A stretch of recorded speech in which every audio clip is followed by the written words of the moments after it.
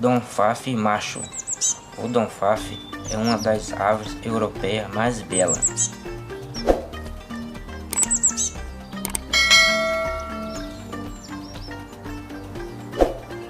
Pica-pau malhado.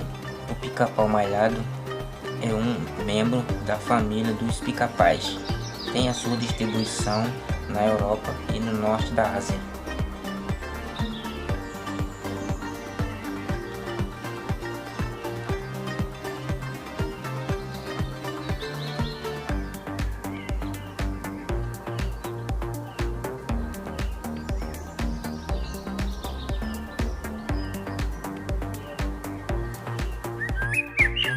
Pássaro preto.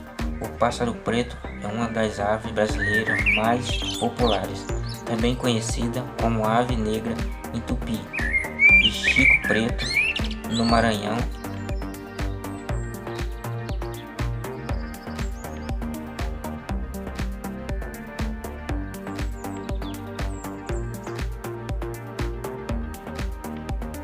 Pitancilgo é uma pequena ave comum em toda a Europa, mais abundantemente nas regiões central do continente.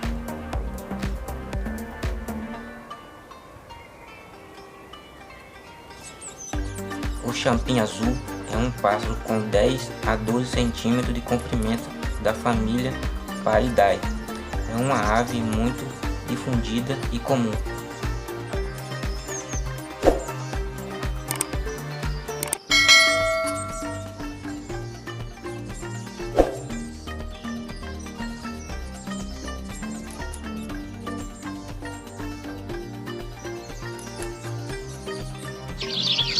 O pardal.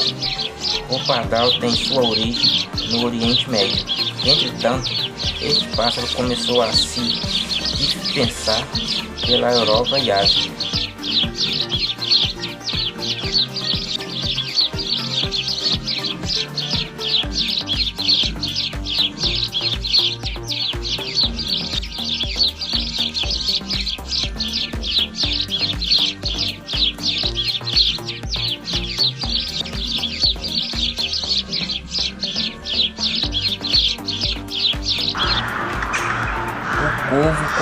O corvo comum é uma ave anívora caracterizada por um regime alimentar bastante variado.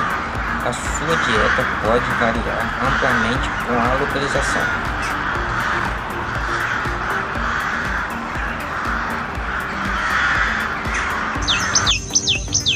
O pássaro alfaiate de caudas ruivas.